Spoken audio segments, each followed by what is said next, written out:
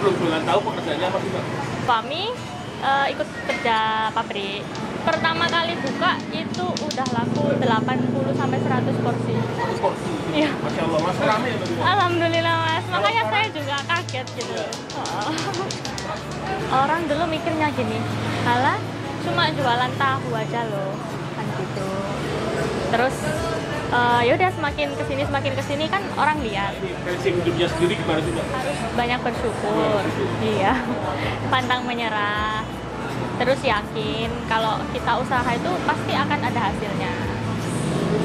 Terus tahu yang dipakai tahu apa sih Mbak? Kita pakai tahu susu. Mas. Tahu susu.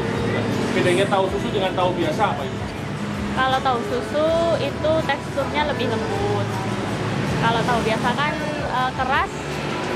Terus kalau tahu ini gurihnya itu beda dari yang lain Mas. Karena lebih lembut. Terus sampai dalam itu bumbunya meresap. Assalamualaikum, perkenalkan nama saya Isa.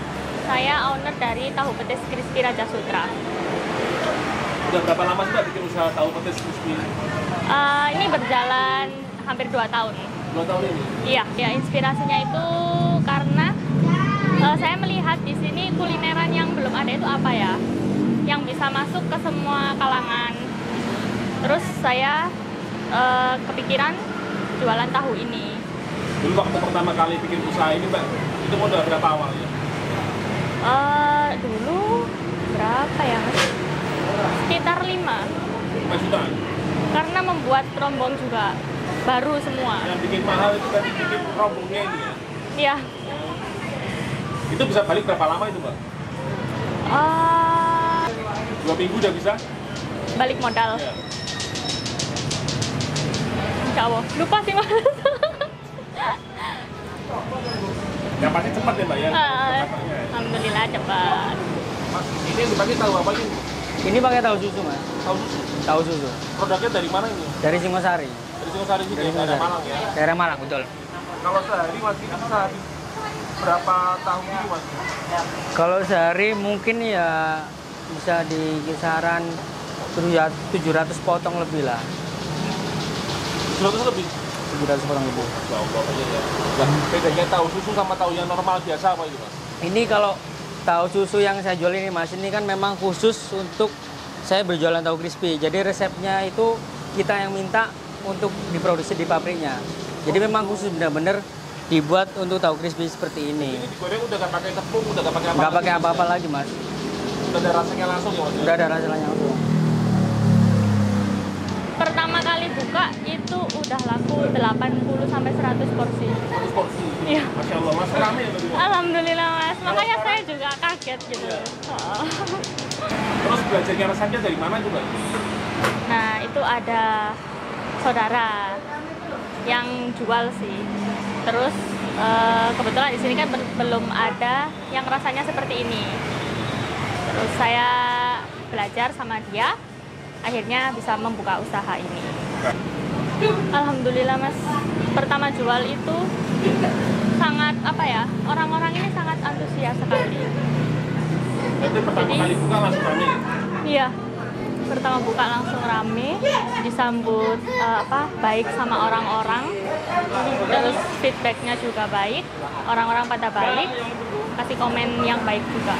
Paling banyak hampir 1 juta. 1 juta? Satu harinya itu. Pagi dari jam berapa sih Mbak? Kita bukanya sore, mulai jam 3:30 sampai jam 10 malam. Malam.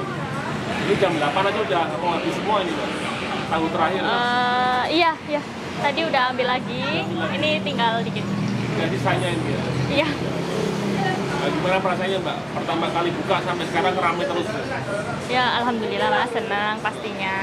Terus banyak perkembangan juga, dikenal banyak orang banyak yang tahu produk saya, itu saya senang. Terus kan ini udah rame nih Mbak, udah viral ya?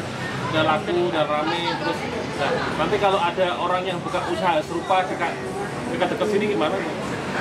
Ya nggak apa-apa sih Mas.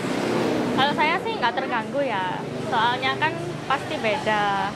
Meskipun sama, kualitasnya beda, terus rezeki juga kan pasti beda. Jadi nggak takut rezekinya keambil gitu Mbak ya?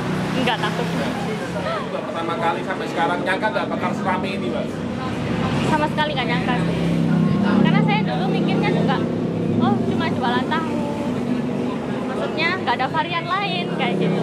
Iya Mbak ya, di orang Jawa ya Mbak ya? Nah, biasanya kan orang Jawa itu kan kalau ada yang gangguan dari orang, ada yang gangguan secara halus, pernah nggak pengalaman itu ketika usaha seperti ini? Pernah. Pernah? Pernah. Gimana pengalamannya Bu? Dari awal buka sampai sekarang itu pun juga masih kadang ada Gangguan secara mistis gitu ya Mbak ya?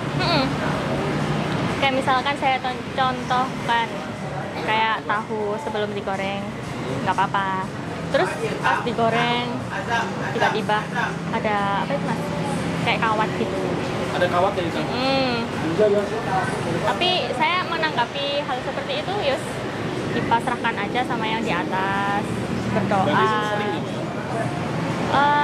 Ya dibilang sering sih ya nggak tiap hari, tapi ya ada gitu.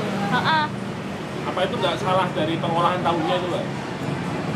Kalau salah nggak mungkin menerus, nah seperti itu.